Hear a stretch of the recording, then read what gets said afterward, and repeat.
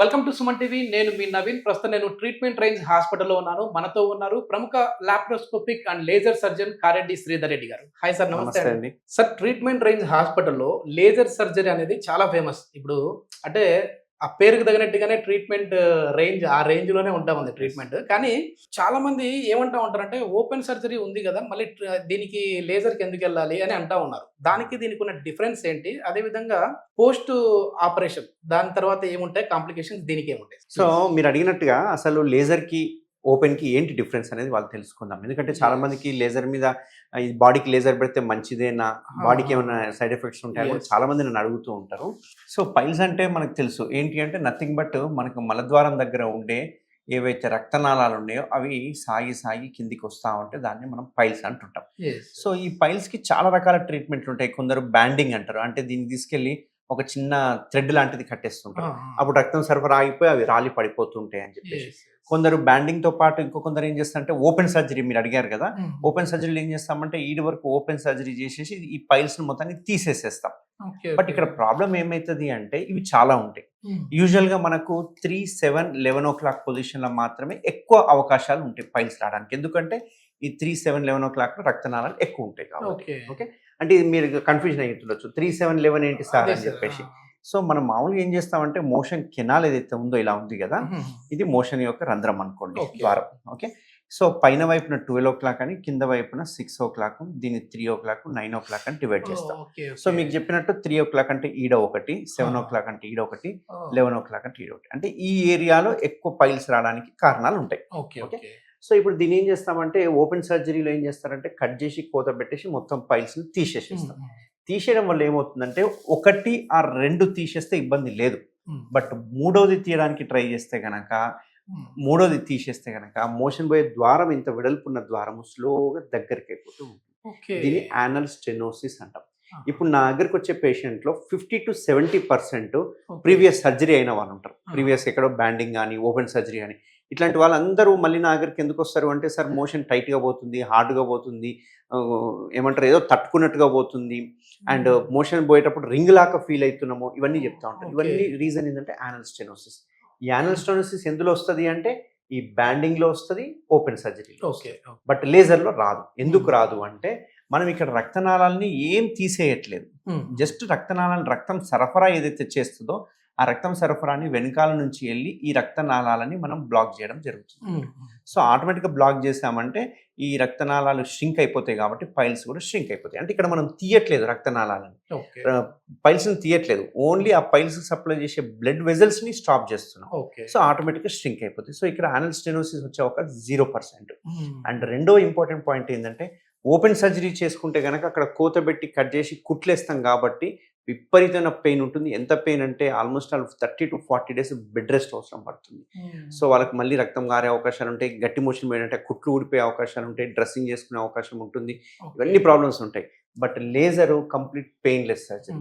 మీకు ఎటువంటి డ్రెస్సింగ్ ఉండదు, ఇమ్మీడియట్గా డిశ్చార్జ్ చేయడం జరుగుతుంది, ఇమ్మీడియట్గా ఆఫీస్కి వెళ్ళిపోవచ్చు, బండి నడుపుకోవచ్చు, కార్ నడపవచ్చు, ఎటువంటి రెస్ట్రిక్షన్స్ అనేవి లేవు లైఫ్లో. బట్ ఓపెన్ సర్జరీలో చూసుకుంటే 30 to 40 days పథ్యం ఉండాలి, బట్ లేజర్లో పథ్యం ఉండాల్సిన అవసరం కూడా లేదు. అండ్ ఇందులో బ్లడ్ ఏం రాదా సార్? లేజర్ 0%. అసలు లేజర్లో బ్లడ్ అనేది రాదు, కనపడదు అసలు.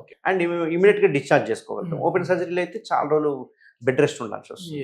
అండ్ ఇంకొకటి లేటెస్ట్ ట్రీట్మెంట్ ఏంటి అంటే ఈ లేజర్తో పాటు మనము పైన వైపున ఒక స్టేప్లర్ అనే ఒక మెథడ్ ద్వారా చేస్తాం. దీన్ని MIPH అంటుంటాం. దీనిలో ఏంటంటే దీనికి సప్లై చేసే బ్లడ్ వెజల్స్ ఏవైతే ఉంటాయో దాన్ని కూడా ఈ లెవెల్లో బ్లాక్ చేయడం జరుగుతుంది. దీనివల్ల డబల్ సెక్యూర్ అన్నట్టు, అంటే పైల్స్ మళ్ళీ వచ్చే అవకాశాలు తగ్గుతాయి. అండ్ గ్రేడ్ 3, గ్రేడ్ 4 పైల్స్ ఉంటే కనుక లేజర్తో పాటు మనం స్టేప్లర్ చేయడం వల్ల మొత్తం షింక్ అయిపోతాం పైల్స్. సో దీనివల్ల సో ఇప్పుడు మీరు చూస్తే చెప్పొచ్చు లేజర్ ఎంత అడ్వాంటేజ్ ఉందనేది. మోస్ట్ అడ్వాన్స్డ్ టెక్నిక్ అన్నట్టు. సో మన ట్రీట్మెంట్ రేంజ్ హాస్పిటల్లో మనం చేసే మెథడ్ ఏదైతే ఉందో లేజర్తో పాటు స్టేప్లర్ రెండు, అంటే డిపెండ్ ఆన్ పేషెంట్స్, అందరికీ కాదు, డిపెండ్ ఆన్ పేషెంట్స్ కంబైన్డ్గా చేస్తుంటాం. దీనివల్ల 100% సక్సెస్ రేట్ అనేది మనం ఇవ్వగలుగుతాం. సార్ వచ్చేసి చాలా చక్కగా చెప్పారు, మాకు అర్థమయ్యే విధంగా చెప్పారు, బాగానే ఉంది. కానీ లేజర్ అంటేనే ఖర్చుతో కూడుకున్నది కదా, మరి దీనికి ఇన్సూరెన్స్ వర్తిస్తుందా లేదా అని అనుకుంటా ఉంటారు. వాళ్ళకి ఏం చెప్తారు సార్? లేజర్కి ఇన్సూరెన్స్ వస్తుంది, దాని గ్రేడ్ని బట్టి వస్తుంది ఇన్సూరెన్స్ అనేది, వాళ్ళ పాలసీని బట్టి వస్తుంది. బట్ లేజర్ అనేది ఏదైతే ఉందో పైల్స్ కి సర్జరీకి అది కవర్డ్ బై ఇన్సూరెన్స్. నార్మల్ గా ఓపెన్ సర్జరీ చేసినప్పుడు మళ్ళీ వచ్చే అవకాశం ఉంటుంది కదా, ఎందుకంటే ఒకప్పుడు ఏదో మీరు అన్నట్లుగా నేను కూడా ఎక్కువ విన్నా, థ్రెడ్ పెట్టేసేసి ఇది చేయడం వల్ల కూడా బ్రాండింగ్. మళ్ళీ వచ్చే అవకాశం ఉంది అది. మరి దీంట్లో లేజర్‌లో ఉందా లేదా అండి? ఇక్కడ ఏమైతదంటే మనము యూజువల్‌గా 3, 7, 11 ఎక్కువ వస్తాయని చెప్తాం. సో అన్ని చోట్ల రక్తనాళాలు ఉంటాయి. సో మనం ఇక్కడ చేసినంత మాత్రాన ఇక్కడ రావద్దనే రూల్ అయితే ఏం లేదు. కాబట్టి ఫుడ్ హ్యాబిట్స్ మార్చుకుంటే గనక లైఫ్‌లో మళ్ళీ పైల్స్ అనేవి రావు. ఎందుకంటే ఈ డిసీజ్ ఏదైతే ఉందో పైల్స్ కావచ్చు, ఫిషర్ కావచ్చు, ఫిస్టులా కావచ్చు, ఈ 3 డిసీజ్ రావడానికి ఏకైక ముఖ్య కారణం కాన్‌స్టిపేషన్.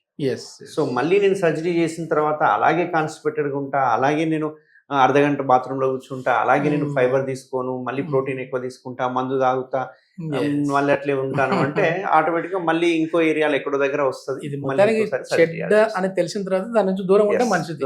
సో మళ్ళీ ఇట్లాంటివి రాకుండా ఉంటాయి. అట్లాంటి ఫుడ్ హ్యాబిట్స్ ఇవి మార్చుకుంటే లైఫ్‌లో మళ్ళీ పైల్స్ అనేవి రావు, అది గ్యారంటీ. సార్ ఇది పైల్స్ అనేవి అంటే మగవాళ్ళలో ఎక్కువ వస్తాయా, ఆడవాళ్ళలో ఎక్కువ వస్తాయండి? ఎందుకంటే మగవాళ్ళకి వస్తే ఏదో హాస్పిటల్స్కి వస్తారు, చెప్పుకుంటారు డాక్టర్. ఎందుకంటే ఎక్కువ కూడా నేను చూసింది కూడా మెయిల్ డాక్టర్సే ఉన్నారు. సో వాళ్ళు ఈజీగా చెప్పుకుంటారు. కానీ అదే ఫీమేల్స్కి వచ్చాయి అని అంటే వాళ్ళు చెప్పుకోవడానికి కూడా ఇబ్బంది పడతా ఉంటారు. సో ఇక్కడ ట్రీట్మెంట్ రేంజ్లో ఫీమేల్స్కి సంబంధించి ఏమన్నా డాక్టర్స్ ఉన్నారండి? యూజువల్గా పైల్స్కి ఏంటంటే కొంచెం సోషల్ స్టిగ్మా అనేది ఉంటుంది. ఆ ఏరియా చూపించుకోనికి ఇష్టపడరు. రెండోది నాకు పైల్స్ ఉన్నాయి, రక్తం పడుతుంది అంటే చుట్టుపక్కల ఉన్న కొలీగ్స్, ఫ్రెండ్స్ ఏమైనా అనుకుంటారేమో అనే ఉద్దేశంతో కూడా చాలా మటుకు చెప్పుకోరు. బట్ ఇప్పుడు కొంచెం అవేర్నెస్ పెరిగిన తర్వాత ఇమ్మీడియట్గా వస్తున్నారు. ఎందుకంటే ఒకప్పుడు బ్లడ్ కారిపోయి వాళ్ళు 2, 3 హిమోగ్లోబిన్ వచ్చే వరకు కూడా వాళ్ళు చెప్పుకునే వాళ్ళు కాదు. నా దగ్గరికి వచ్చి అడ్మిట్ అయ్యే వాళ్ళు హిమోగ్లోబిన్ తక్కువ ఉందని అడ్మిట్ చేస్తే అసలు ఎంక్వైరీ చేస్తే అసలు ఎందుకు ఎక్కడ పోతుంది రక్తం అంటే 5 సంవత్సరాల నుంచి 10 సంవత్సరాల నుంచి మోషన్లో రక్తం పోతుంది అంటే చెప్పుకోవడానికి అదొక నామోషి అడ్డం పడి వాళ్ళు చెప్పుకోవడం అనేది. అందులో ఇంకొక ఇంపార్టెంట్ ఏంటి అంటే చెప్పుకుంటే ఎక్కడ సర్జరీ చేస్తామో అనే భయంతో కూడా. ఎందుకంటే ఓపెన్ సర్జరీ పైల్స్ ఏదైతే ఉందో అన్ని సర్జరీల కంటే నరకం సర్జరీ. ఎందుకంటే పైల్స్ అనేది అక్కడ కోత పెట్టిన తర్వాత నెక్స్ట్ డే మోషన్ వెళ్ళలేరు, విపరీతమైన పెయిన్ ఉంటుంది. ఆ బాధతో మోషన్లో రక్తం పోయినా సరే అనుభవిద్దాం కానీ సర్జరీ వద్దు అనుకునే వాళ్ళు చాలా మంది ఉన్నారు. బట్ ఇప్పుడు ట్రెండ్ మారింది, మనకు లేజర్ వచ్చిన తర్వాత అటువంటి ప్రాబ్లమ్స్ ఉండవు. కాబట్టి ఎవరైనా సర్జరీ చేసుకోవచ్చు, దానికి ఏజ్ లిమిట్ అనేది లేదు. అండ్ మోస్ట్ ఇంకోటి ఇంపార్టెంట్ ఏంటంటే మీరు అడిగారు అబ్బాయిలు ఎక్కువ వస్తుందా. యూజువల్గా అమ్మాయిల్లో ఎక్కువ వచ్చే అవకాశాలు ఉంటాయి. అది కూడా ఎప్పుడు అంటే ప్రెగ్నెన్సీ టైంలో. మామూలుగా చూసుకుంటే ఇద్దరిలో ఈక్వల్గానే వస్తుంది, ఎందుకంటే తినే ఫుడ్ సేమే, సో ఫైబర్ తీసుకునేది సేమే కాబట్టి పెద్ద తేడా ఉండదు. కానీ ఆడవాళ్ళలో చూసుకుంటే కొంచెం రిస్క్ ఎక్కువ ఉంటారు. ఏం రిస్క్ ఎక్కువ ఉంటారంటే ఈ ప్రెగ్నెన్సీ అప్పుడు వాళ్ళు కొంచెము కాన్స్టిపేటెడ్గా ఉంటారు. అందుకే ప్రెగ్నెన్సీలో మనం ఏం చేస్తామంటే లాక్సేటివ్స్ ఇస్తూ ఉంటాము. అండ్ ఎవ్రీ 2 అవర్స్కి ఒకసారి మైల్డ్ ఫుడ్ తీసుకోమని చెప్తుంటాము. సో వాళ్ళకి కాన్స్టిపేషన్ లేకుండా చూస్తుంటే కనుక వాళ్ళకు ఆ ప్రెగ్నెన్సీలో మనం దీని నుంచి స్కిప్ అవ్వచ్చు. లేదంటే ఒక్కసారి ప్రెగ్నెన్సీలో కనుక పైల్స్ కానీ ఫిషర్ కానీ స్టార్ట్ అయ్యింది అంటే అది లైఫ్ లాంగ్ సతాయిస్తుంది. ఓన్లీ ప్రెగ్నెన్సీ అయిపోయిన వెంటనే మళ్ళీ నార్మల్ అయిపోదు, అది 100% లైఫ్ లాంగ్ సతాయిస్తుంటుంది. సో నా దగ్గరకు వచ్చే పేషెంట్లో ఏజ్ వాళ్ళు చూసుకుంటే కనుక ఈ ప్రాబ్లం ఎప్పుడు స్టార్ట్ అయ్యింది అంటే అందరు చెప్పేది ఓన్లీ ప్రెగ్నెన్సీ. సో ప్రెగ్నెన్సీలోనే స్టార్ట్ అయిందని చెప్తూ ఉంటారు. అండ్ మా దగ్గర లేడీ డాక్టర్ కూడా అవైలబుల్గా ఉంది, తను కూడా లేజర్ సర్జన్. సో అట్లా అంటే ఇప్పుడు ఆ ట్రెండ్ ఏం లేదు, కంపల్సరీ లేడీ డాక్టర్ చూడాలి, లేడీ డాక్టర్ చేయాలనేది. లేజర్ ట్రీట్మెంట్ కాబట్టి ఈజీగా మళ్ళీ అదే రోజు డిశ్చార్జ్ అయిపోవచ్చు వాళ్ళు. కొందరు ఒకవేళ హెసిటేట్ అయ్యి నాకు లేడీ డాక్టర్ చూడాలి అనుకున్న వాళ్ళకి మనకు లేడీ డాక్టర్ ఉన్నారు, అవైలబుల్ ఉన్నారు. చాలా మంచి ఇన్ఫర్మేషన్ సార్, ప్రతి ఒక్కరికి అవేర్నెస్ తెచ్చే వీడియో ఇది. Thank you sir. Thank you.